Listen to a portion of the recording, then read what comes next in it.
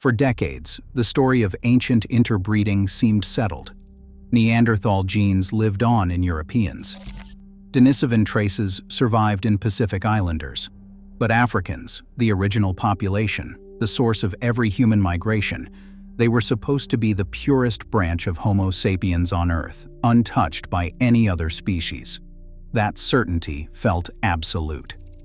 Then a computational biologist in Los Angeles ran a statistical model through 400 West African genomes, and something surfaced in the data that matched nothing in any known database. Not Neanderthal, not Denisovan, not any species that science had ever identified, cataloged, or named. Buried in the chromosomes of living people in Nigeria and Sierra Leone was the genetic signature of a ghost, an entire lineage of beings that should not exist. And the percentage was not small. In some individuals, it reached nearly 1/5 of their entire genome. The idea that Africa was free of archaic admixture had deep roots. By the 2000s, the map of ancient interbreeding looked clean and convincing. Europeans and Asians carried roughly 2% Neanderthal DNA, a relic of contact around 50,000 years ago. Melanesians showed up to 6% Denisovan ancestry, inherited from encounters in Southeast Asia. But sub-Saharan Africans, especially West Africans, showed none of either. The logic seemed bulletproof. Neanderthals lived in Europe and Western Asia. Denisovans ranged across Eastern Asia. The interbreeding happened after humans left Africa, so those who never left never mixed. It was elegant. It was widely accepted. And it hid an enormous assumption. That assumption was simple. If no archaic fossils had been found in West Africa, then no archaic species had lived in West Africa. But consider the conditions. Tropical soils devour bone. Heat and humidity destroy DNA in centuries, not millennia. The caves that preserved Neanderthal remains in cool European limestone. Places like Vindija in Croatia or Denisova Cave in Siberia, where temperatures hovered near freezing for tens of thousands of years, do not exist across the humid forests of Sierra Leone or the Niger Delta. Even the oldest known human burial in all of West Africa, a single skeleton, dates back only about 16,000 years, an entire continent's worth of deep history, erased by chemistry alone. Researchers were not looking at an absence of archaic species. They were looking at an absence of evidence and treating it as the same thing. There was another blind spot, more subtle but just as consequential. To detect archaic admixture, you need a reference genome from the archaic species to compare against. For Neanderthals, researchers had high-quality DNA from multiple specimens. For Denisovans, they had a finger bone from Siberia. For West Africa, they had nothing, no bones, no DNA, no reference point. Without a genome to match, the statistical tools of the 2000s simply could not ask the question. The method dictated the answer. There was, in fact, one unsettling clue sitting in a museum. In 1965, archaeologist Thurston Shaw excavated a rock shelter called Iwo Eleru in southwestern Nigeria and recovered a human skull from a later Stone Age burial, surrounded by more than 500,000 stone artifacts. When specialists examined the cranium, something did not fit. The vault was long and low. The frontal bone receded in a way that matched no modern West African population. Initial radiocarbon dates placed it around 11,000 years old. Decades later, in 2011, a team led by paleoanthropologist Katerina Harvati applied three-dimensional geometric morphometrics and uranium series dating. The new dates pushed the skull back further to between 11,700 and 16,300 years ago. But the real result was the shape analysis. Plotted against fossil and modern human samples, Iwo Eleru fell outside the modern human range. Its closest statistical neighbors were late archaic African specimens and, in some analyses, Neanderthals. A skull from the later Stone Age, made by people who crafted sophisticated tools, with a brain case that looked like it belonged to a species tens of thousands of years more ancient. It was treated as an anomaly, a curiosity filed away. No one yet had the tools to explain what the skull implied. But the answer, when it came, would not emerge from any rock shelter in Nigeria. It would emerge from an algorithm. The tools arrived in 2020 from an unexpected direction, not from a dig site, not from a fossil lab, from a computer. Sriram Sankararaman, a computational biologist at the University of California, Los Angeles, had been working on a problem that most geneticists considered intractable. How do you detect interbreeding with an archaic species when you have no reference genome from that species? With Neanderthals and Denisovans, researchers had the luxury of actual ancient DNA extracted from bones preserved in cold caves. They could compare, match, subtract. But in Africa, where heat and moisture consumed everything, there were no archaic genomes to compare against. The blind spot was total. So Sankararaman and his colleague Arun Durvasula built something different. They developed a machine learning method called Archaic, trained on simulated models of archaic introgression, that could scan a modern genome in 50 kilobase windows and calculate the probability that any given segment descended from an archaic population. No reference DNA required. The algorithm learned to recognize the fingerprint of introgression itself, the telltale patterns of mutation frequency, linkage disequilibrium, and divergence time that archaic segments leave behind, like watermarks in a document. Then, they pointed it at real data. They fed it the genomes of 405 West Africans from the 1,000 Genomes Project, Yoruba from Ibadan, Nigeria, Khoisan from across Nigeria, Gambian from the Western divisions, and Mende from Sierra Leone. The machine processed billions of nucleotides, scanning window by window, scoring each stretch of DNA against its model of what archaic ancestry looks like. Before we see what that scan uncovered, if this discovery is as fascinating to you as it is to us, subscribe so you do not miss future stories the evidence is only now revealing. What emerged was not subtle. The team first computed the conditional site frequency spectrum, a statistical fingerprint that, under normal evolutionary models, should distribute evenly across allele frequencies.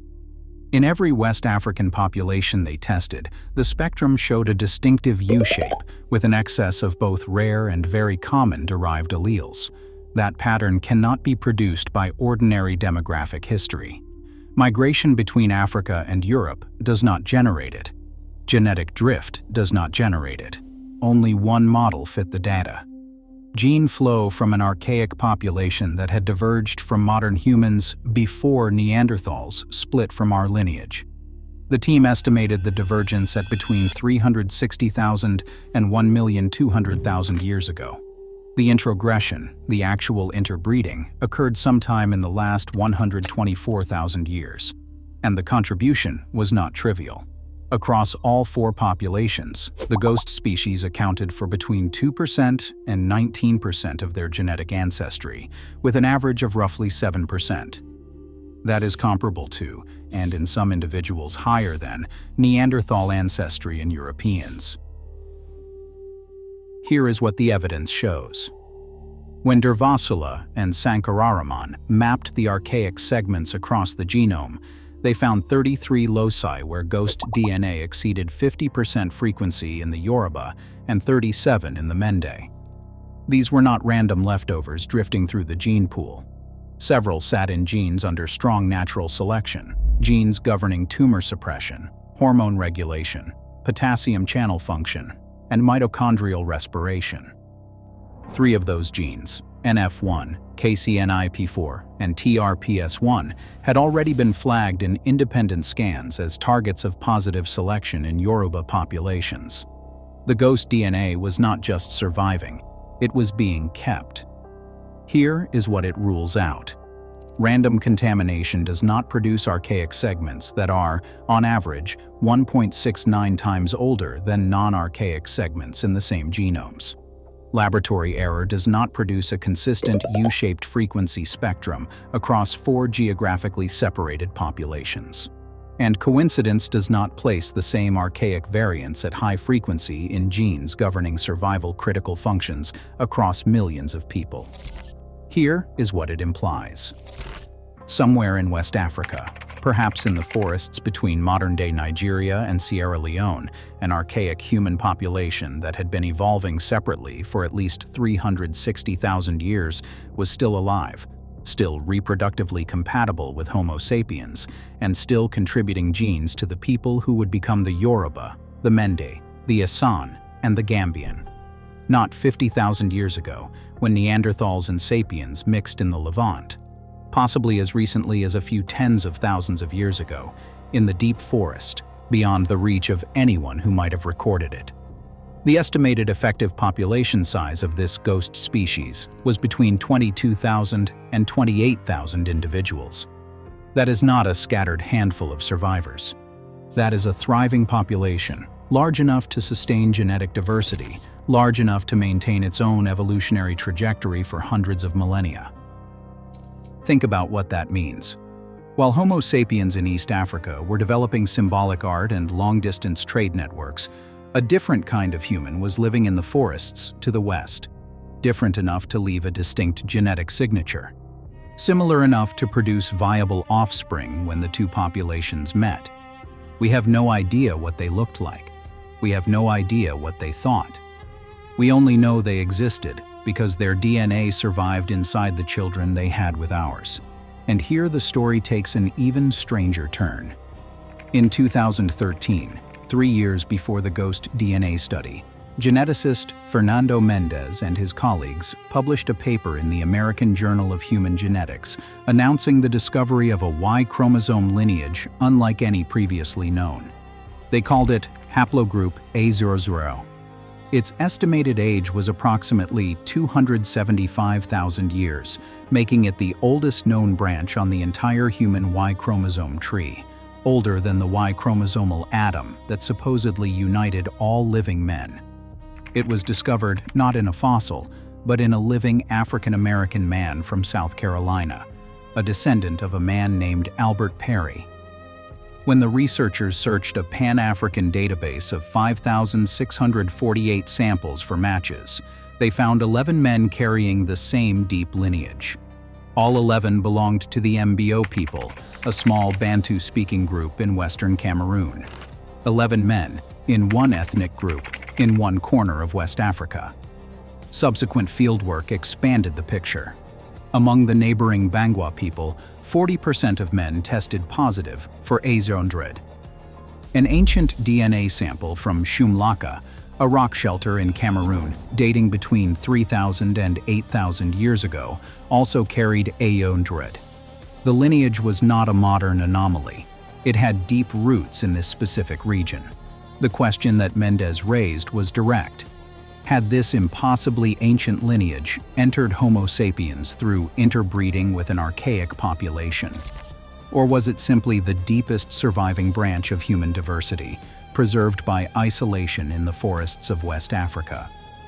The genetic anthropologist John Hawkes noted that A00 diverged from the rest of the human Y chromosome tree at roughly the same time that African populations began to differentiate. Whether that divergence happened inside our species or outside it remains, for now, an open question. The field remains divided. In 2022, a team led by Aaron Ragsdale proposed an alternative model. Instead of a distinct archaic species, the signals might be explained by deep population structure, two weakly differentiated groups of Homo sapiens connected by limited gene flow over hundreds of thousands of years, gradually diverging and then reconverging. Under this model, the ghost is not a separate species at all. It is US, an ancient branch of our own family tree that stayed isolated long enough to look alien in a statistical test. Some researchers find this model more parsimonious. Others point out that the Iwo-Eleru skull, with its archaic cranial morphology surviving as recently as 13,000 years ago, suggests something more than simple population structure. They argue that West Africa harbored genuinely different kinds of humans, not quite Homo sapiens, not quite anything else on record, living alongside modern populations deep into the late Pleistocene. Pontus Skoglund, a geneticist at the Francis Crick Institute in London, confirmed the study makes a strong case for archaic DNA transmission, but noted that, without fossils, the identity of the ghost remains unknown. What no one disputes is the data itself. The ghost DNA is real. Its frequency is high. Its functional impact is measurable. Today, across Sierra Leone, the Mende people number roughly 1.5 million. They grow rice in the valleys between the Jong and Sewa rivers, govern their communities through ancient secret societies called Poro and Sande, and speak a Mande language with roots stretching back to the 13th century Mali Empire. Most have never heard of the 2020 study that placed their DNA at the center of one of the deepest mysteries in human evolution. Their genomes carry the signature of a species that left no bones, no tools we can identify, no art, only code. Sequences of adenine, thymine, guanine, and cytosine passed down through thousands of generations from a being that walked the same forests, breathed the same air, and, at some point, shared a bed with their ancestors. If this hidden chapter of human origins intrigued you, subscribe to explore more mysteries. The evidence is only now revealing. The bones are gone. The forests have kept their secret for hundreds of thousands of years. But the DNA remembers. So here is the question that no geneticist has been able to answer. If a species can survive in the genomes of the living for over 100,000 years after its body has vanished from the Earth, at what point do we stop calling it extinct?